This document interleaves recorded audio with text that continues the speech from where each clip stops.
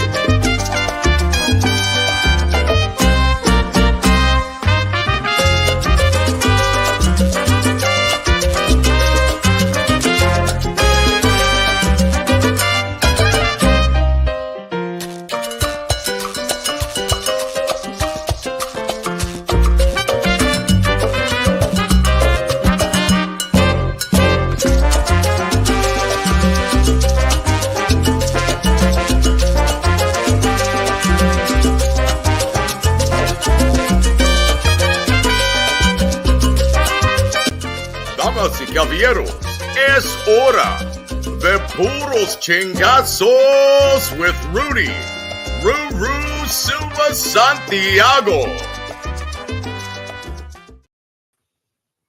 Guys, welcome.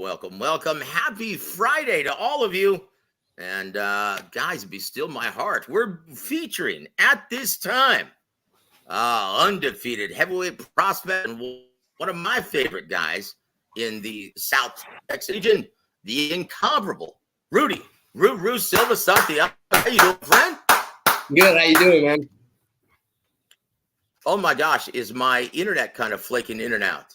Is it moving in and out? Can you hear me okay? Yeah, I can hear you. Can you hear me okay? Yes, okay, sir. I can hear you. Guys. Yeah, Rudy Ruru Silvas Santiago. Okay, now it's back. Chihuahua, this Texas internet, man. Thank you, Google Fiber.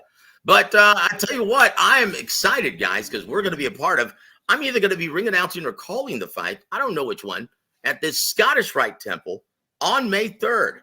And Rudy's going to be featured in the main event of the evening against your brother, Tyrrell Two Real Herndon. How did this come about? Because you guys are former stablemates. Yes, you guys are dear friends. And who pitched this to you, and how tough was it to accept this assignment? Well, it all came about last bout, the last TMB show. In Floresville, right? In Floresville, correct. Tyrrell had fought a guy that I had beat, Myrie Coleman. And, they were getting a lot of static and a lot of hype towards that fight. And I'm like, man, I want to be part of that. Yeah. I want to be part of that. Like, I feel like I should be part of that.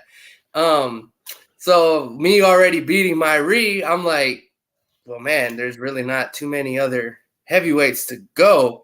So the only other next option would either have to be to fight Tyrrell or to start looking out of San Antonio, more out of Texas. And sure enough, some buzz started coming up. I had a post-fight interview, and I had made a comment that it was asked about what I would like to do next or what I see myself doing next. And that's when I kind of took the opportunity to be like, you know what?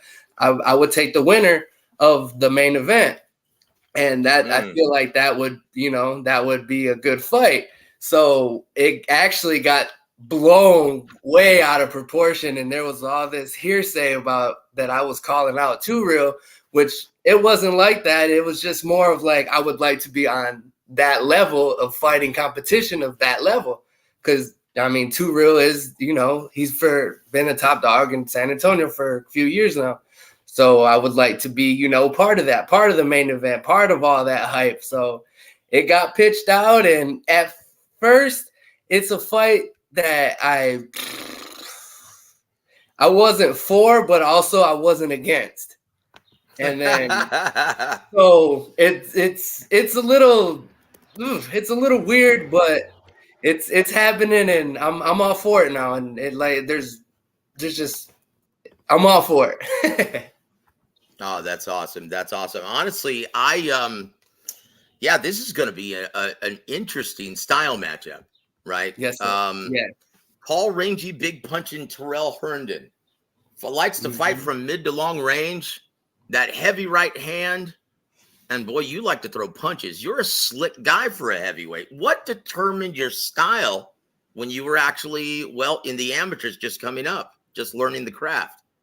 Well, I didn't have a really good amateur career. I didn't I didn't get beat up or nothing like that. I didn't like always get beat up. My style of fighting, I guess, I'm patient. I'm a patient fighter. So a lot of my fights, by the time I would just start loosening up and feel, getting started, the fight was already over. Because we get 3 rounds, 2 minutes, 3 minutes, something like that. So by the time the third round already was coming, I was already starting to feel, like me, and the fight would be already over. So I didn't really have a really good amateur record. So solely for the fact that I'm too patient in the ring. Also, what brought my style is, and my dad used to get mad. He used to get mad. He used to get mad, and I used to tell him, "Dude, I don't like getting hit. That shit hurts." Yeah.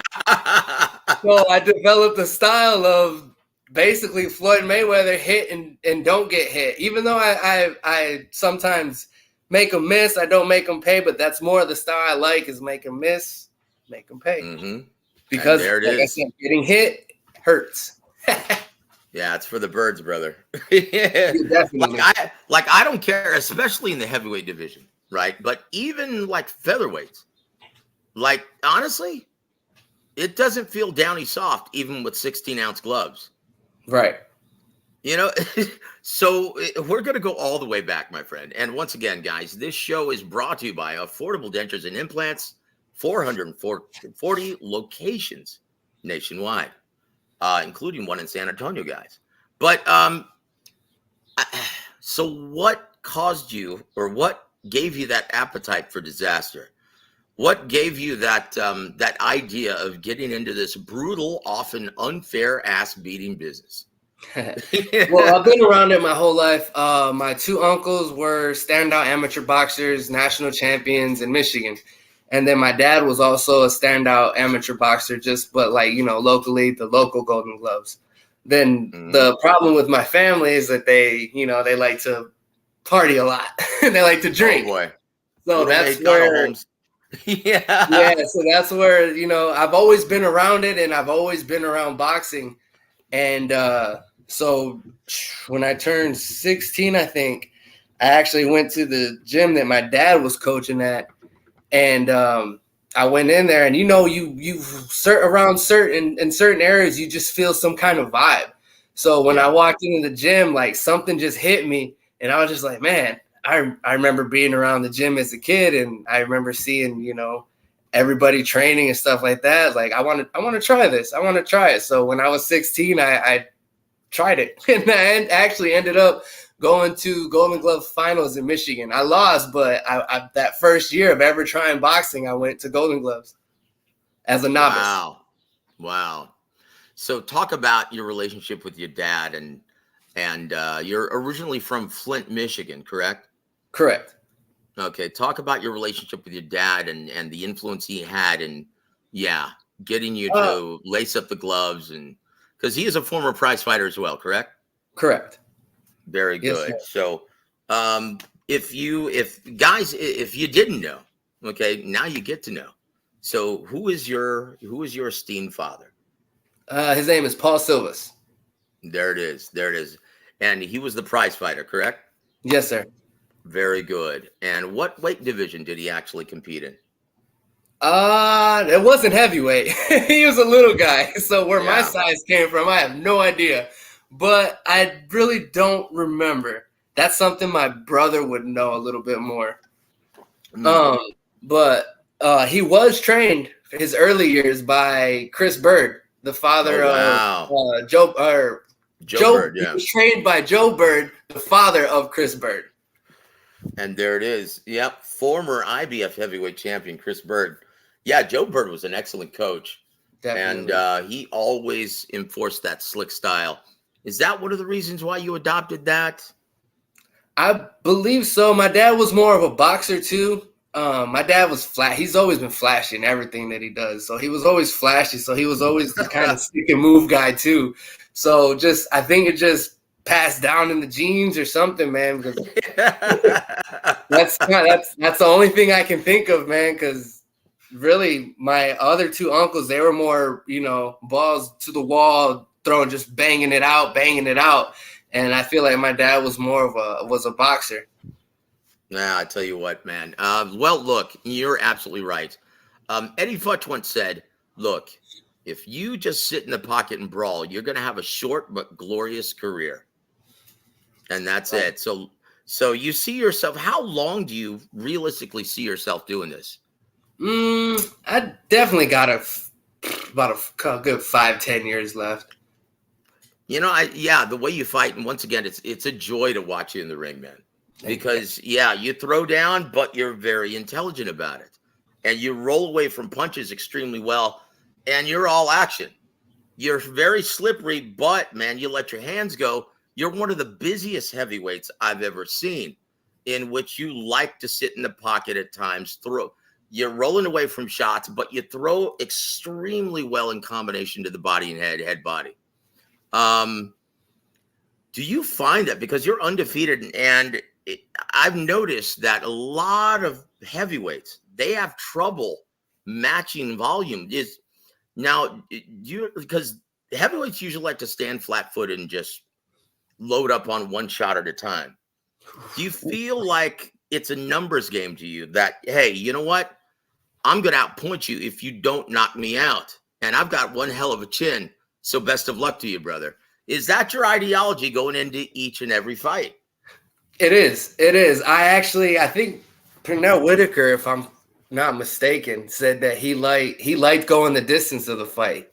He liked making his opponents go into deep waters to see what they really got. And I feel like that's the kind of fighter I am. Like I love going the distance. I love, having the IQ of, having to go in there and know what punches are coming and which punches to throw without having to sit there and take too much punishment. Well, you know what? It serves you well, brother. Like I said, you're undefeated. The only time I've ever seen you get in slight trouble, it was at the Scottish Rite Temple as well. It was. You got buzzed, you got floored, but then you got up, and it's difficult. What is your mindset though in a 4-round fight? You're like, holy cow, because it was a 4-rounder, I think, right? Yeah, correct. Yeah, and you get up and you're like, oh man. So now that's a 2-point round, and I've got 2 points to work, or 2 rounds to work only. What is your mindset, man? Because I right there ringside, and I'm like, oh shit. I'm not gonna lie. At that moment, as soon as he landed the punch, I felt myself, and I see myself going down. And when I went down, that's the first thing that popped in my head. I'm like, fuck. I don't know if I can say that, but I'm like, fuck. No, man. It's all right. It's not FCC regulated. Go ahead. This is an 8-10 round. So I'm either going to have to drop this dude to get at least a draw, or I'm going to have to knock him out to get the win. So everything just went through my head, that what I've been taught, my years at TMB, what I was taught during my amateur career, was what I was taught during with the time of training with my dad. Everything was just running through my mind at that time and said, dude, you got to do something to get him on the ground or you're going to lose. And sure enough, if it even makes sense, I just took everything and I just put it together and just tried to pull the rabbit out the hat, and I did it. But it was strategically put. It wasn't just a lucky wild shot. It was strategically put. No, I saw the way you did, and it was masterful, actually. You pushed him up against the ropes, and the clock was winding down. And I remember vividly remember saying, this is the 4th and final round. And then all of a sudden you come out and you're trying to press the action. You're trying to push this guy back. And this guy isn't used to that. He's used to being the aggressor. Oh yeah. He's a tank from Del Rio, right? Yeah, dude was tough. Yeah, hard punching guy. Yeah, and he had a great chin too. And so you're Definitely. pushing him back, you push him against the ropes, and the time is ticking. I'm looking at my watch, I'm like, oh geez, he's running out of time. All of a sudden, you do right hook to the body, right hook upstairs, and you come across with the left hook, and boom, you drop him with only 30 seconds left to go in the fight. Mm-hmm. It was absolutely brilliant. Yes, sir. Woo, I got it now. And that was the fight of the night. And there were some great fights on there, right? There were some great, that was a stacked card. It was beautiful. Yeah, Ricky Medina Jr. was the headliner, and that was a great fight as well. But I'm partial to heavyweights because it truly is a theater of the unexpected. You can end the fight with one clean shot. Oh, yeah, absolutely. And it was masterful, though, the way you did that misdirection with the right hook and then came across with the left. Beautiful. And so it's, in my opinion, you're by far one of the most enjoyable heavyweights and entertaining heavyweights to watch in Texas. No, in the entire country. Because like I said, most heavyweights, they're not very busy. They like to try to just work behind the jab and try to set up the big right hand or big left hand, right? Mm-hmm. Right. That's the kind of opponent you're fighting. And once again, you guys are very familiar with each other. Oh, yeah. So, and you fought in the amateurs. We did. Not a lot of people know that. Oh my gosh. So what happened in your only, I guess, sanctioned bout? Because I know you guys have sparred in the gym several times, right? Oh yeah, I'll just put it like this. This is the first fight that me and Tyrrell will not be helping each other for a fight. Oh, dude. Yeah. This is the first fight. So what was your first amateur meeting like, sir? He had just came off, I think, tournament.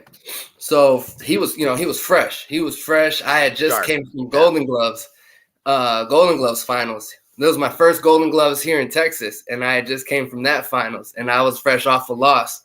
So I got the opportunity to turn open early. I had turned open early to fight Tyrrell. And what it was, this is actually a crazy story. And this is what makes this fight and the buildup just so crazy because they asked me if I wanted to fight, but it was against a super heavyweight that had over, I don't know how many fights he had at the time, but it was well over the 10 that I had just barely was getting to. And so they asked me, if you would like to turn open, we can make this fight happen. But other than that, there's no other heavyweights here, super heavyweights. And I said, you know what? Yeah, let me do it. Let me test the waters and see what I really got against somebody with experience, somebody that's already been to tournaments, to all this stuff where I want to go eventually. So I took it. Tyrrell beat me, unanimous decision. But before anything, he dropped me in the second round. Wow. With a body shot. And at this time, I was like 316 pounds still. Yeah. And he dropped me with a body shot. And at that time, I was pretty much bigger than everybody still. So at that time, I was taking boxing serious, but I wasn't taking it as serious as I should have. So I thought that my big size would, bully him over. But I found somebody bigger than me. And once I got tired and he caught me, I took a knee because I was tired. And that honestly is the day that I started dieting. I started running. I started taking boxing so serious that I just completely gave up everything. Like I quit my job. I quit, at the time I haven't drank in 9 years. Oh, jeez. I quit drinking. I quit hanging out with everybody and just started focusing on boxing. And that's basically has a lot to do with Tyrrell because that day was, it was embarrassing. I got dropped in front of my wife, which was my girlfriend at the time. I got dropped in front of her. I got dropped in front of my mom, my stepdad, my sister, all my friends from the gym that I was at, and it was embarrassing. So I was like, nah, this can never happen again. So that's the day that I started turning into Ruru. Wow, I tell you what, thank you, Tyrrell, for creating Yes. a monster. So there's a lot of backstory about this, and then I don't know if you got another question, but that later on led into me one day. Tyrrell was getting ready for a ABO heavyweight belt for Duke Schneider, Shamarian Snyder, and I think they needed a southpaw and somebody like to move around. Well, because of me getting dropped, that's when I had adapted that style now. Because, like I said, I don't want that to happen no more. And that's when I started, running, and I started getting a little more agile. So they had needed sparring one day, and I had a buddy named Mike Coronado that went to spar, and they said I know a guy in Seguin named Rudy Ruru. He's pretty slick. He's a big dude, and that's when I had just started learning southpaw. And so I went to spar at Rick's gym at TMB on Quintana Road. And that's when they asked me if I wanted to go spar. I'm like, you know what? I do, because me and Tyrrell fought a year ago, and I want to see where I'm at now. It's a completely different story now. Oh, boy. So I had lost a bunch of weight. I went from that 316, I had dropped to like 272. And I went to spar him, and then Rick took a liking to sparring, so I started just going back, and here we are 9 years later, still sparring, and now we're fighting. Wow, I tell you what, and that's an interesting story in itself. Now, this is going to be your first fight under the tutelage of world-renowned trainer Chato Martinez. Right. He's had fighters on the biggest stages of boxing. What prompted you to leave TMB? Because I know that's like family to you. It still is. Absolutely. And what prompted you to go start working with Chato? It was a mutual agreement. We're all still cool. We're all still family. But it was to the point to where I needed, something a little bit different. I feel like I got to the point to where I had learned just enough to get me by. But now that I am 7-0, and now that I am climbing up, I'm going to need something different to get me to that next level. And honestly, Chato is probably one of the best trainers in San Antonio. No, he's one of the best trainers in the world, bro. We can say that too. Absolutely. Yeah. Chato, my bad, man. You know what I meant. I've known Chato for a while. I've known him for a very long time. And yeah, there's a reason why there's a saying right there in his gym, right? Yeah, go hard or go home. Go hard or go home. Yeah, because he will work your ass to the bone, brother. Oh yeah, I'm not even gonna lie. My first week there, because like I said, it's a completely different scene, a completely different style of training. Just the workouts are incredible. They're intense, and I'm just like, woo! I never been through nothing like this. I'm like, woo! All right, is this something that I really want to do? I'm like, because I'm tired as hell. But I'm like, you know what? Nah, this is something I want to do. I'm just being lazy. I'm trying to go back to what I'm used to instead of trying to advance. So I push through it, and every day it's not getting easier, but it's just getting better. Yeah, and it's crazy. And now with Chato, he believes in this ideology. And which is absolutely 100% true. And like, this is why I bring up, well, he's had guys on the biggest stages of boxing, obviously. Correct. Because he understands that if you get hurt in a fight, the better the shape you're in, the better the condition, the quicker you are to recover. If you get buzzed, you're going to fight through it, and you're going to recover very, very quickly. That's why it was very difficult to get someone like Sean Porter, who he had been floored, but yeah, he quickly gets up and recovers. Same with Subriel Matias. You can hurt those guys. Same with William Zepeda. Yeah. You can hurt those guys, but they're like a machine. They're gonna They're going to come right back at you, and they're going to be right in your grill. Do you feel that Tyrrell's going to be shocked when he sees the new and improved Ruru Silvas Santiago on May 3rd? I know maybe not so much shock because I know they're preparing well too. This is a big fight, but for a split second, there will be a moment where he's be like, "Well, damn, we sparred for 8 years already. He's never done this before." So I know his corner's working and they're gonna be ready. And that's the point. That's the point of the art.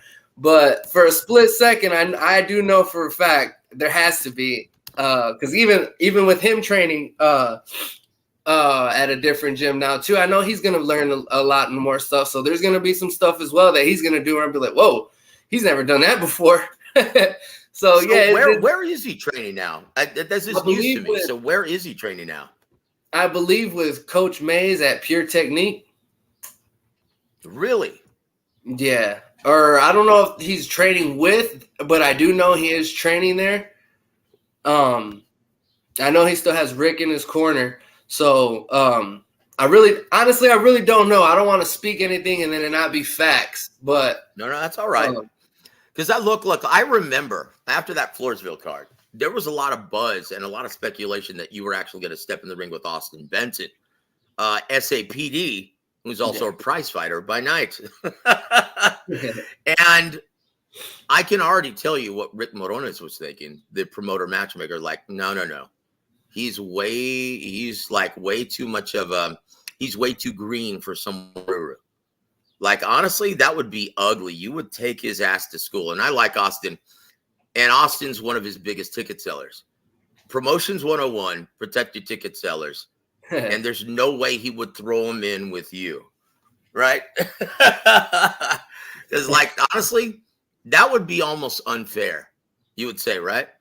I would yeah, you would. You're being nice. You're being modest. what would be I guess the icebreaker or whatever was if I know I love AB. Cool guy. Yeah, he's great cool guy. as hell.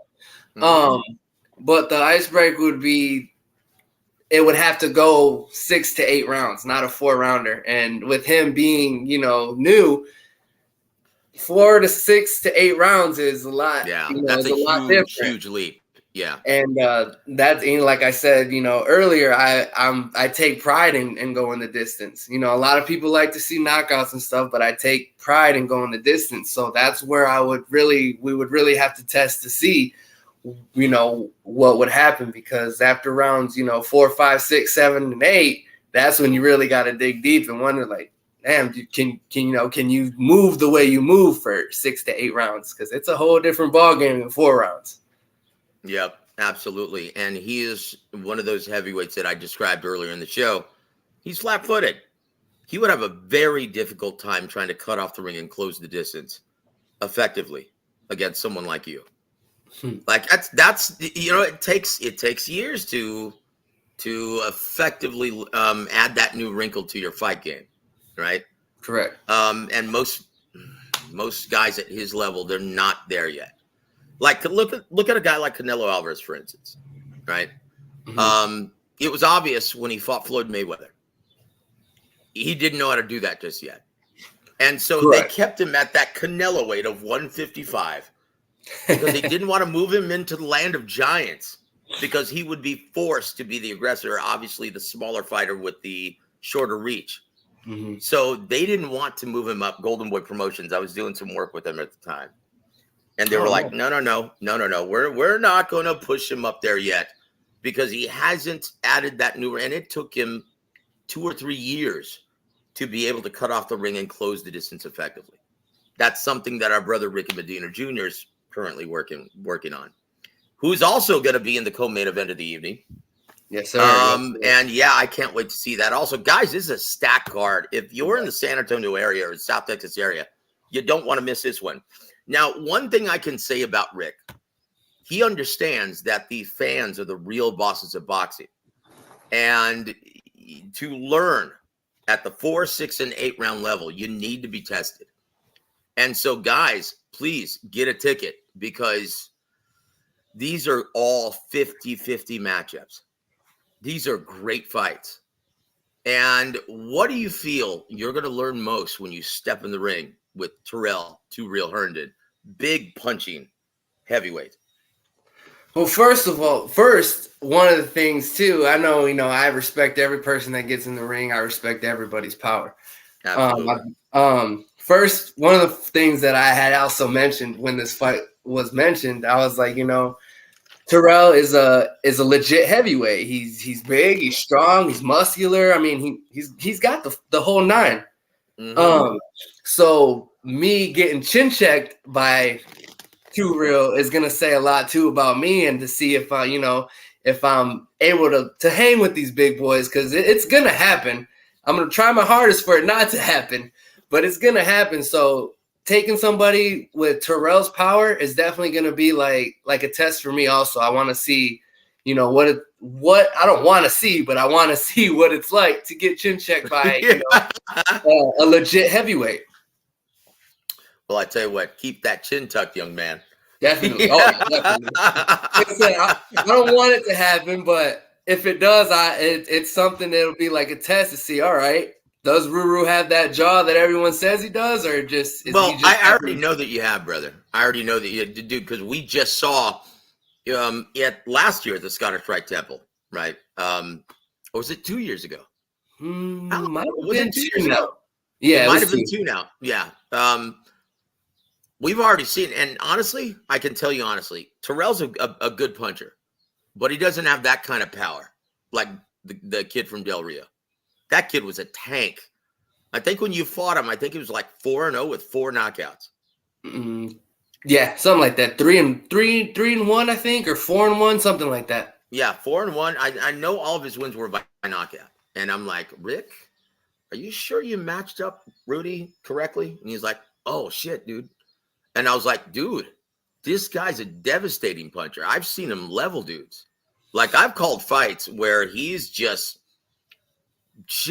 put them out of commission within the first minute. And I'm like, are you sure you know what you're doing here? He goes, I hope so, man. It's too late now, huh? And when he hit you and you went down, I was like, oh, shit.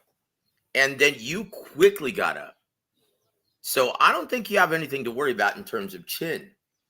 And the most impressive thing about Rudy Silvas is your heart. Your heart. You can't teach heart. And that's one thing that you do have. And so, guys, buy a ticket. We're going to be at Dave & Buster's at the Haney Garcia watch party. And that's going to be Dave & Buster's in San Antonio, Texas, guys. So if you're in the area, hey, stop by. We're going to have ticket giveaways. We're going to, I'm going to do my whole ring announcer spiel, and we're going to do expert commentary during the evening, and we're going to have a lot of fun, guys. So if you're in the area, come out and say hi, and come meet undefeated heavyweight prospect and headliner Rudy Ruru Silvas. Look, man, this is perplexing. And if I get the assignment where I have to call the fight, this is going to be very difficult for me, because you guys are both dear friends of mine. And I'm like, Ching Gao, do I really want to do this? I still say that too right now. As a matter of fact, I think a few days ago, a picture came up on Facebook of me, Rick, and Tyrrell. We were sparring, getting Tyrrell ready for a fight. And a picture came up, and it said, always love, always good to work with big bro. And then I'm sitting there, as I look at it, I'm like, damn, we're really about to fight. Fuck. Well, I tell you what, though, man, and this is one of the reasons why the tag on the fight poster is strictly business. Absolutely. Yes, sir. So anybody, there actually is a lot of hearsay going out there that I said this and Too Real said that. But honestly, I'm the type of person that, I don't let none of that get to me. But at the same time, I've talked to Too Real, not recently, but in this last month or so. And we got it squared away that, I didn't say none of that. He didn't say none of this. What we're doing is strictly business. It's all love. there's no beef, but I mean, if it's selling, I mean, we'll let it sell, but there's no beef, there's no bad blood. It's just the ugly business that we're in, and unfortunately, we're both, top heavyweights right now, and it's just something I guess that has to happen. Yeah. Well, oh boy. Yeah, it's gonna be tough for me. It's gonna be hard to watch because I can honestly tell you, yeah, I'm rooting for both of you. I'm hoping that it's a fight where both of you guys, it's successful for both of you, and your stock just soars, both of you. I'm hoping that both of you once again remain safe, free from serious harm, but put on a show where everyone says, you know what, I would love to see one more of these. Now, please tell everyone listening what to expect on May 3rd when you take on your brother, Tyrrell Herndon. Well, they can expect heavyweight shit because this is honestly heavyweight shit. Me and Tyrrell started this heavyweight shit. Literally, one day he had hit me up for sparring, and I said, I said something, and we both hashtagged heavyweight shit at the same time. Wow. Because there's a lot of boxing, people post hashtag boxing shit, all kinds of stuff. But at the same time, something happened to where he said, let's work heavyweight shit. And then I put, yes, sir, let's get it heavyweight shit. And then like both messages sent at the same time. So I guess you could argue with who said it first or not. But I just happened to run with it, and I turned it into a whole moniker, a whole movement. And honestly, like I said, you can expect heavyweight shit because this is between us two. This is where it started. So I know you guys are friends, but as soon as that bell rings, you guys are both fierce competitors. And you guys, once again, losing is not an option in your brain, not at the professional level, because it takes so long to escalate to this level where you start making noise at the world-class level. You're undefeated. And a loss would really be a huge leap back.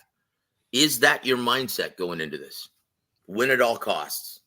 Absolutely, for sure. Whether it's, by knockout, whether it's by decision, my main goal is to go in there and come out with the win. Like every fight, just go in. Honestly, it may sound corny, but go in, have fun, and do what I do. So you were right there front and center in his last fight when he was the headliner in Floresville. Is there anything you saw? Now, obviously, you're very, very familiar with him, but it's a different mindset when you're sparring. Mm-hmm. Did you see anything ringside that you can exploit on May 3rd? Not really too much, other than That's all right. You don't have to say it now. That's all right. Just maybe the distance of the fight. Like I said earlier, 6, 8 rounds is different. It's different with the smaller gloves, with the energy, the crowd, the lights. It's all different. So I think the only thing here would be just testing the gas tank. Yeah, I can see that. But I tell you what, it's going to be an exciting main event, guys. It's going to be at the Scottish Rite Temple in San Antonio, Texas, right in the heart of downtown Alamo City. Tickets still on sale, but it's almost, from what I've been told, it's very close to being sold out. So, guys, Ruru is going to have his tickets on hand tomorrow evening for Garcia Haney. Now, let's shift gears and start talking about the main event tomorrow night. Holy cow. Ryan Garcia. Now, obviously, this is something that you don't ever have to worry about. You're in the heavyweight division. And I bet you're like, thank God. Because can you imagine having to kill yourself to make 140 pounds if you're a big boy like Ryan Garcia, who just weighed in this morning, 3.2 pounds over the weight limit. I've seen that. So not only does he have to pay his opponent more money, yeah, he doesn't get to fight for the WBC junior welterweight title now. What is he thinking right now? And if you had to pull him aside, young kid, as a big brother, as a mentor, what would you be telling him at this time? Oh, I guess just stand your ground. Only you know your body, man.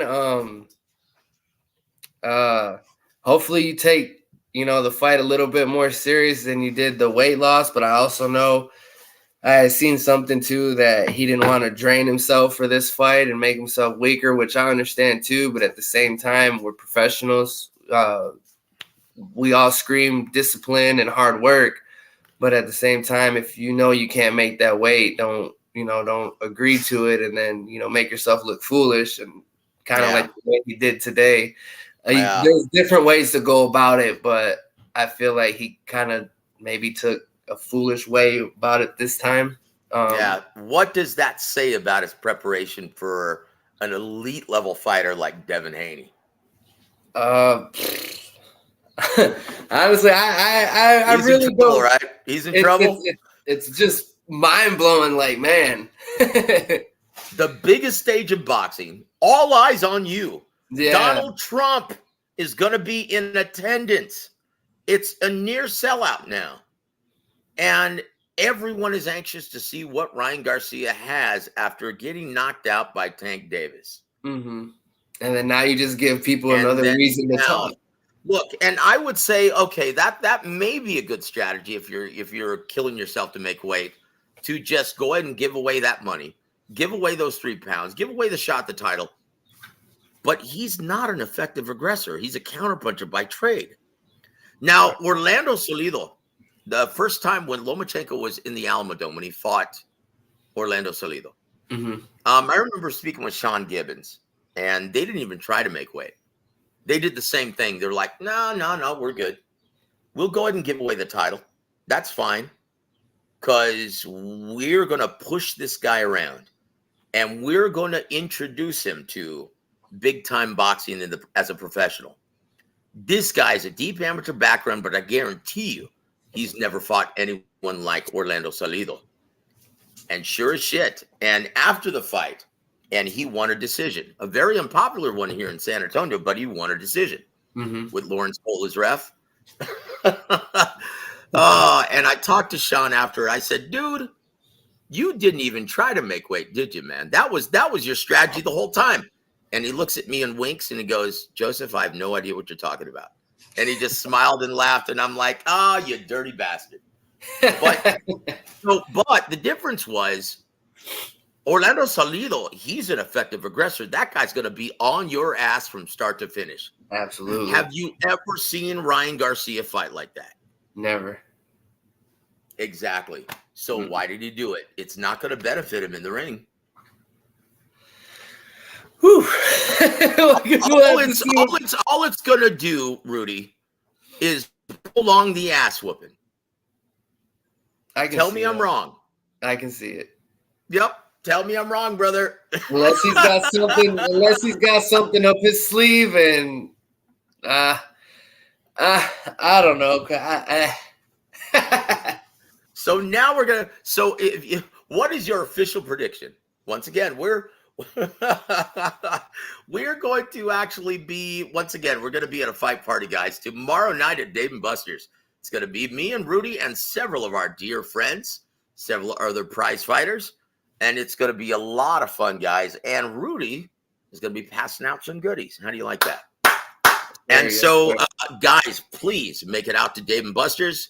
Our dear friend, GM Chris Armitage, is letting us host this soiree. And so please come out and watch the fights with us. It's going to be so much fun. And it's always a special event. And we're going to have the headliner, the undefeated heavyweight, Rudy Ruru Silvas, in attendance. So we're going to shift gears. Well, first, before we do that, what is your official prediction for Haney Garcia? Maybe he's keeping the weight on to take a punch. I don't know, but I see Haney probably by unanimous decision. Whooping that ass, right? Yeah, unanimous. You know what? After watching the weigh-in, after watching him swig that beer disrespectfully on the scale, you know what? I'm picking Haney by late round stoppage. I'm kind of giving him the benefit of the doubt, just You're hoping being there was nice, water brother, or because something you're in a there. nice guy. But Look, make no mistake about it, though, guys. Rudy, he only plays a nice guy in real life. When he gets in the ring, he wants to get in that ass. That's it. What is your catchphrase again? Repeat it one more time. pardon me, it kind of broke out a little What bit. is your catchphrase? What is your catchphrase again? Repeat it one more time. Just remind everyone of that. Heavyweight shit? Yep, that's it. Yes, sir. Heavyweight shit. You're gonna see heavyweight feces, guys. See, I'm trying to keep it clean, brother. But no, hey, and there it is, heavyweight shit. He's gonna be passing those out tomorrow. That Dave Busters, guys. So don't miss it. We want to watch, and I just hope it's an excellent event, and I hope it's an action-filled fight. My biggest fear is that Ryan lands a big left hook, buzzes Devin Haney, and he just grabs on for dear life and just stinks out the joint for the remainder of the show. That would be the worst possible scenario for all the fans who are tuning in. I've noticed, though, Rudy, you don't like to hold, do you? No. But for one, I don't want the dudes all sweaty and stuff, man. Nah. But no, I don't. I don't like. So you don't like slow dancing with other men like Devin Haney? No, I don't. I don't. Oh boy! I tell you what. I want to thank my brother G Funky Boxing, guys. And if you're in the North California area, go say hi to G Funky on April 26th. He's going to be at the Gold Country Casino, care of Uppercut Promotions. And boy, it's a stacked fight card over there. Well, tickets are going fast, but they're still on sale. Hit up G Funky if you want to go and see that event. It's going to be excellent. And guys, if you haven't already, please go subscribe to my brother G Funky Boxing. Also, Miss B, welcome to the show, ma'am. Blessings, Rudy. Make Miss Bitch proud. That's right. She says, Rudy, show no mercy, baby. Got it. Chelsea says, Rudy, do a Mortal Kombat finish after you beat that ass. Woo! Oh, I tell you. Oh, boy. I tell you what. Big Luke. He says, I'm coming to Dave & Buster's. Yes. Thank you. Thank you, Big Luke. We appreciate it, man. God bless you, my friend. Also, TC, Rudy, GOAT, heavyweight. And there it is. Yeah. So I tell you what, is there any other fight that you're interested in seeing on this card just as a spectator? Or you're the headliner, so what are your thoughts when you hear the crowd roar and there are fights going on? Do you bother even watching the fights, or are you just focused on beating that ass? Honestly, I have this thing that I have fun in the locker room. I don't know if a lot of people know that, but I have fun in the locker room. I'm cracking jokes. I'm listening to cumbias. I'm not walking around, acting silly or anything like that, but I'm back there, I'm cracking jokes, I'm having a good time listening to cumbias, but it's what I like to think that I'm more dangerous when I'm like that, because if I'm just sitting there quiet and just mad at the world, then I feel like that means like there's something that I'm not too sure about. But if I'm out, makes a lot of sense. That makes a lot of sense, Rudy, because when I worked with Emmanuel, he used to stress to me, you know what, Joseph? It's very important that all of my fighters stay loose and relaxed, because you don't react well to punches if you're tense and you're uptight. And so he used to always encourage Lennox, because when he first met Lennox, he was really uptight, stiff as a board, straight up and down. Mm-hmm. And he was like, you need to loosen up. And so what he would do to get Lennox Lewis loose, he would do the exact same thing you do. Listen to music in the locker room. And if you notice, you would always see Lennox, after he got together with Emmanuel, marching out to the ring, dancing to his entrance music. And that's what we see from you. You are always dancing to the ring, brother. Wait a minute. What was your entrance music in Floresville this last time? It was old school, wasn't it? What did you come out to?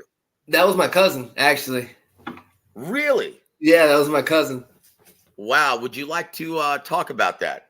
Actually, that song was made a while back, like, long time ago.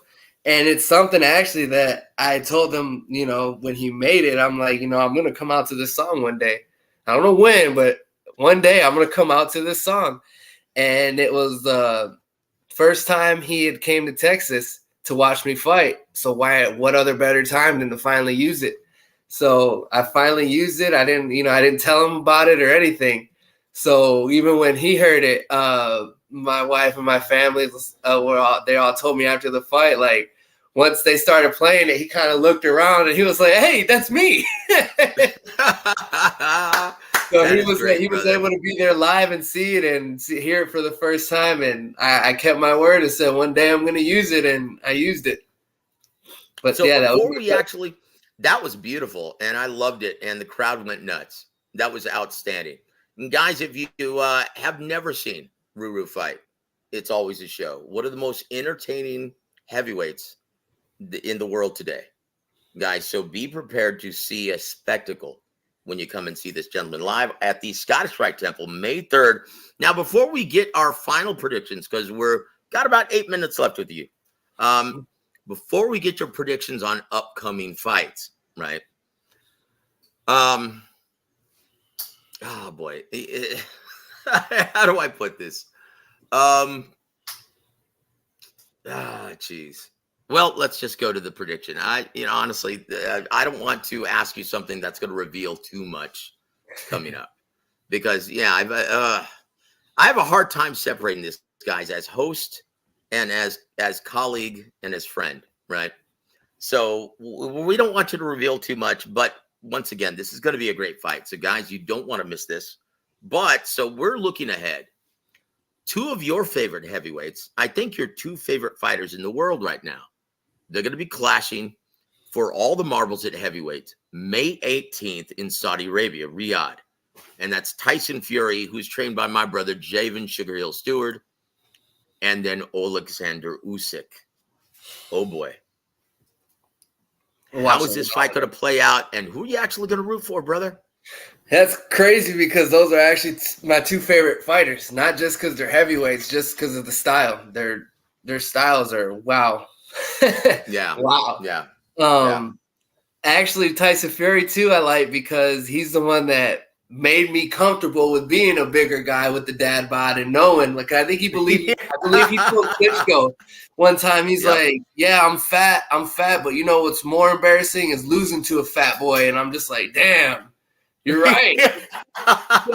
So you're right. So I'm like, you know what? Yeah, these guys can have muscles and six packs and all that good stuff. I was like, but I always said too. I had a friend one time tell me, he's like, "Bro, how are you still fat? Supposedly all you do is work out and run and train." I'm like, you know what? I'm like, let's go run 6 miles right now, and then we'll see who the fat boy is. Yeah, I tell you what, there's do you feel that most heavyweights are just lazy, that they just don't like to work because they don't have to make weight? But you're not that way. No. You work your ass off, man. Do you I think do. That I will agree. I do work, I do work hard. So I got good days and bad days, but I always give it 100% in all I got every day. Mm-hmm. Yes, sir. Yeah. So you didn't give me your prediction. Who's going to win? Usyk and Tyson Fury. Oh, we're going to go with... I'm going to have to say Usyk, just because of the simple fact that he's trained by, I believe, Lomachenko's dad. Yep, Papachenko. Anatoly? Anatoly Lomachenko. Yep, Papachenko. And just the things that he did with Lomachenko and stuff like that, it's incredible to me. The way he brought him up, the way he has him train, some of the training methods he does, and I believe he does that with Usyk. And I like the underdog. I like the underdogs. Well, so, I don't know if this is considered an underdog. Right now, the odds are just about even. But Don't forget, brother, Tyson Fury is being trained by the nephew and understudy of the great Emmanuel Stewart, arguably the greatest to have ever done it. In my opinion, the greatest to have ever done it. And he does the exact same thing. So you've got Anatoly Lomachenko opposite Javen Sugar Hill Stewart. Mm-hmm. Boy, that is one hell of a team. Like, honestly, I this is push for me. This is a coin flip, in my opinion. I don't know how this is going to play out, and I don't know who's going to win. So I'm with you, brother. I'm on the fence. Yeah. It's like a two real in a Ruru in a Ruru fight. That's what I'm saying, man. That's what I'm saying. This is going to be a great, like, honestly, yeah, it's going to me, in my opinion, one of you guys has to lose. This is going to be like staring at the sun for me, brother. Physically painful. But hey, credit to both of you guys doing this. But it's going to be all business in the ring. Yes, sir. And so let's look at the co-main, or let's fast forward to June 1st, right? In the main event of the evening, you've got, Dimitri Bivol defending his WBA title against, pound for pound. Both these guys are pound for pound kick-ass fighters. Artur Beterbiev, the cerebral assassin.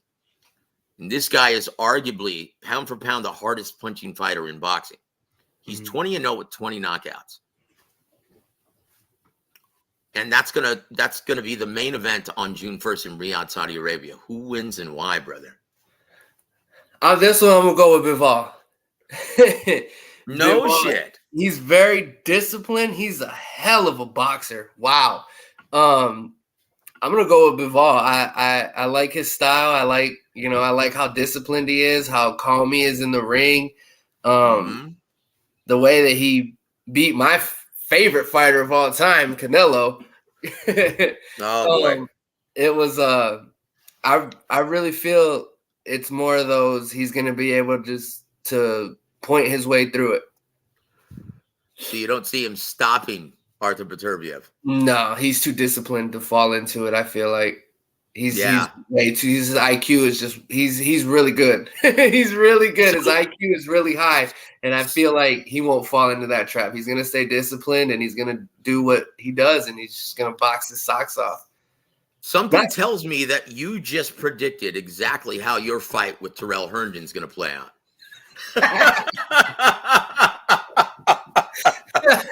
Did you just give away the game plan, brother? No, sir. No, sir. Oh, boo. How about put up?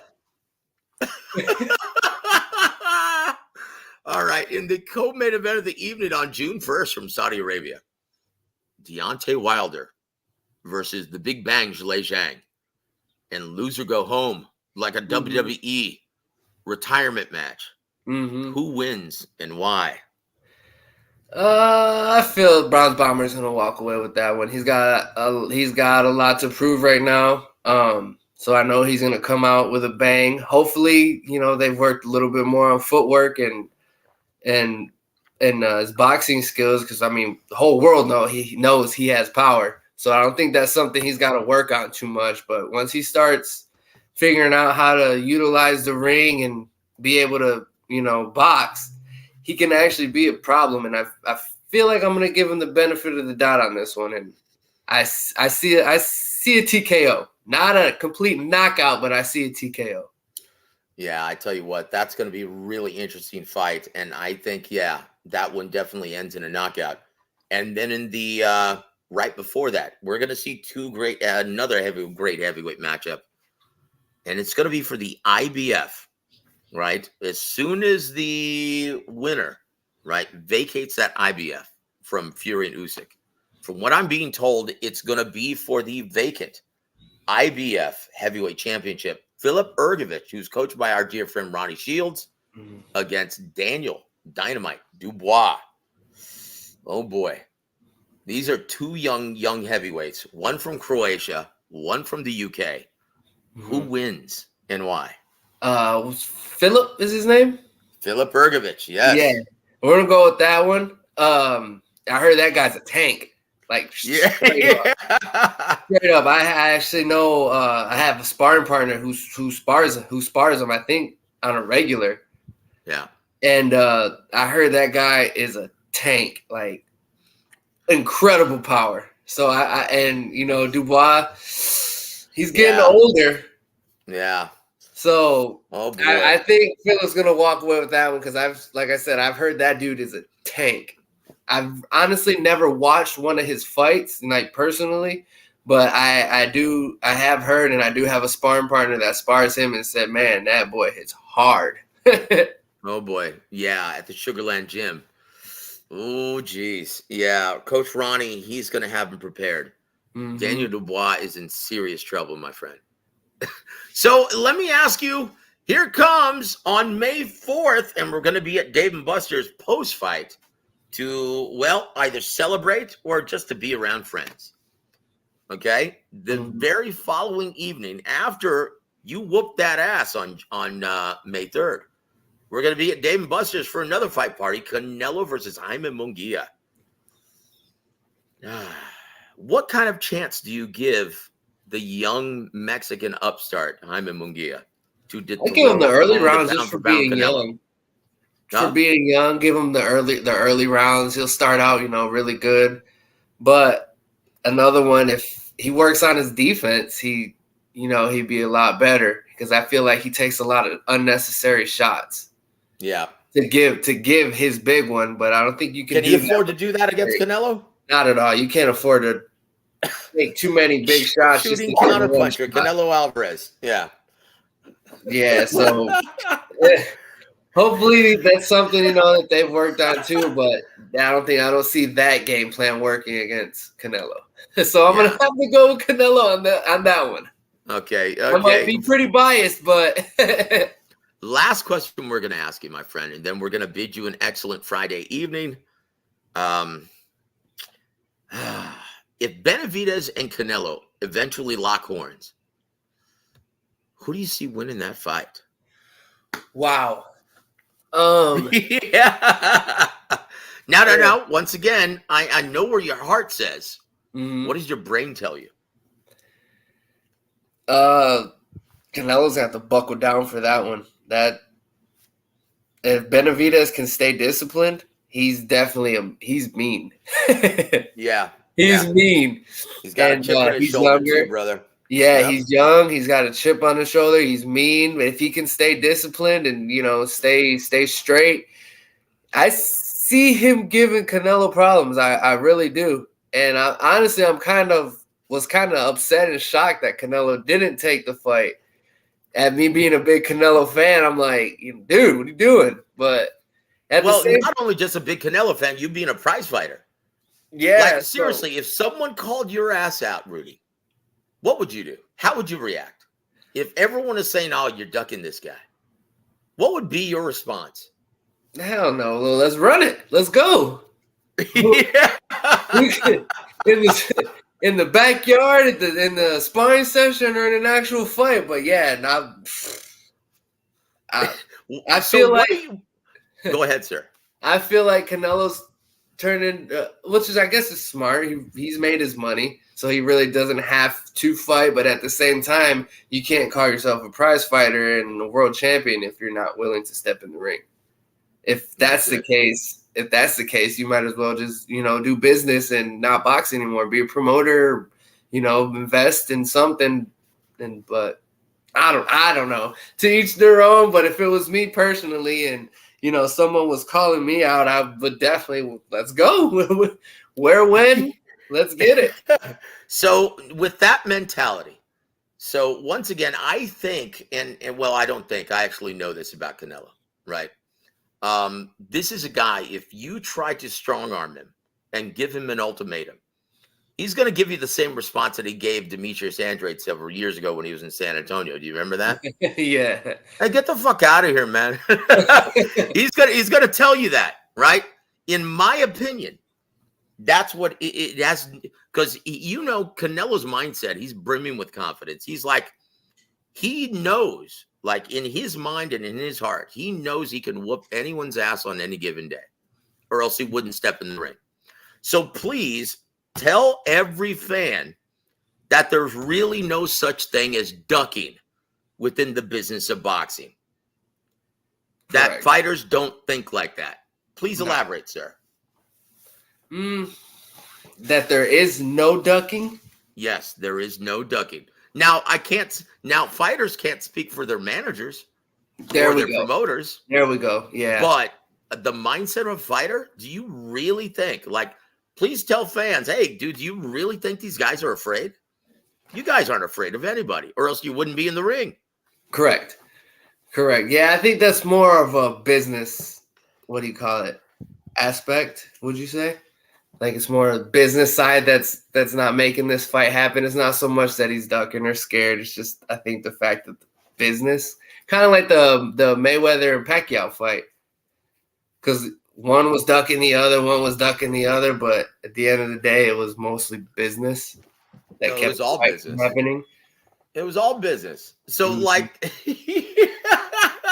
so when you think about it, it's like, oh, this guy's ducking. Oh, this guy's afraid. No. You really think Canelo Alvarez, who's been in the ring with Triple G, been in the ring with Floyd Mayweather, been in the ring with Treetop Thomas, Callum Smith, you really think he's afraid of David Benavidez? No. Of course not, dude. That's ridiculous. These fans, guys, these guys are fearless. They're gallant warriors. Guys like Rudy, they would walk through fire for ribbons just to hear that, just to get that W, to get that belt, and hear that roar of the crowd approval. What is the crowd approval at the end of the fight? What does that actually mean to you? It actually means a lot.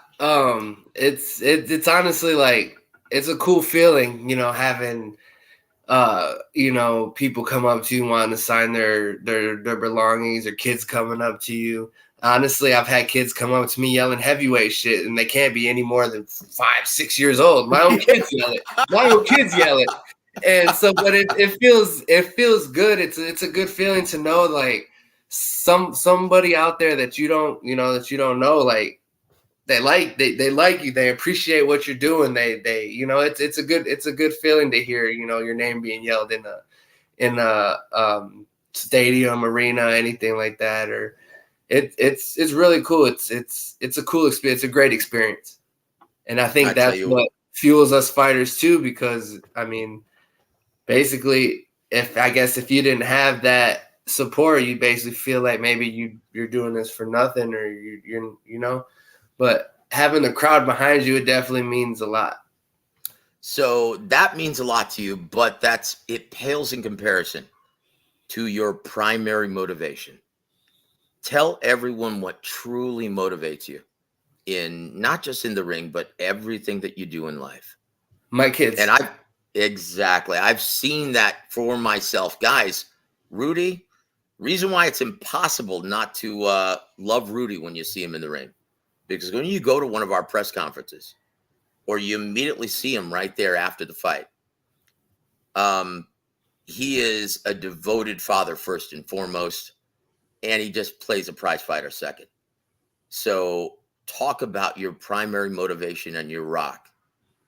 My kids get me through my days. My kids, I mean, it's to the point to where they know I'm at the gym, and they stay up past their bedtime and wait for me to walk through that door just so they can tell me goodnight. And as soon as I walk through the door, I get a hug, kiss, good night, dad. 10, 15 minutes later, they're out. And that feels good, because like I said, everything I do is for them. And I think that they know that. They, like my daughter the other day, actually, I forgot what fight we were watching, but she had said, "Dad, I really want you to have a golden belt because you're the best boxer." And I looked at her and I'm just like, man, she's 5. It's my oldest. She's 5. My youngest is 4. And for her to say that, it's like, wow, she in somewhat understands, what I'm doing. And like, even in the on the funny side, after every fight, she goes, "Dad, can you hurry up and box so we can go to the store and you can buy stuff?" And I'm like, "Dang, dude." I tell you what, she's just an angel, man. And like I said, I've met both of your children, and yeah, they're just little angels. and you are a very blessed individual, and your wife is always right there, brother.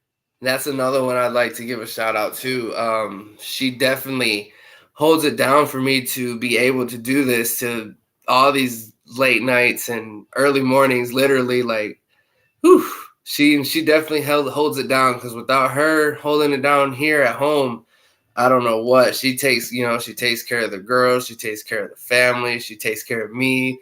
She, as far as even making sure there's gas in the car so I don't have to stop at the gas station before the gym, that there's already gas in there.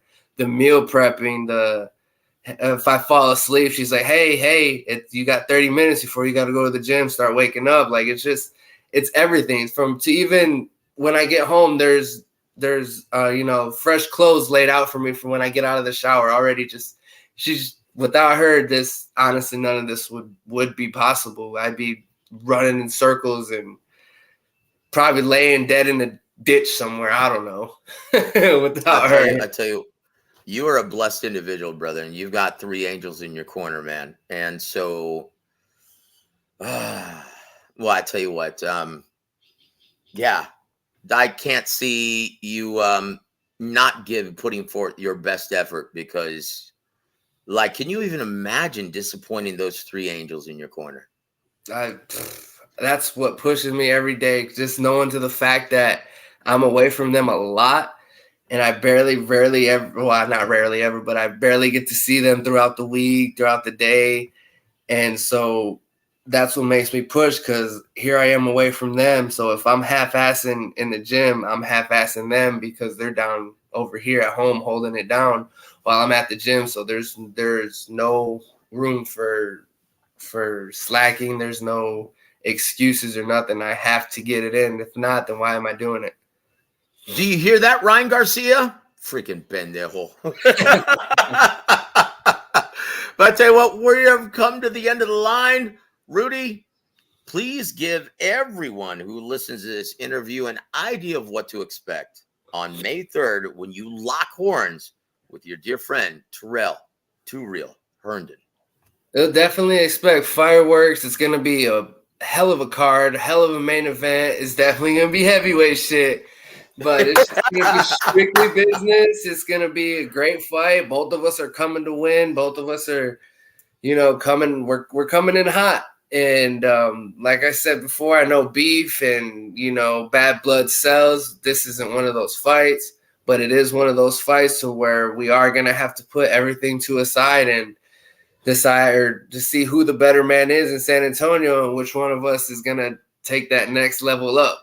I mean, and at the end of the day, if I win, Tyrrell wins. If Tyrrell wins, I win, because at the end of the day, we're both, really good friends. So if one of us makes it, all of us are gonna make it. But this is gonna be the fight to determine who's, big dog in San Antonio.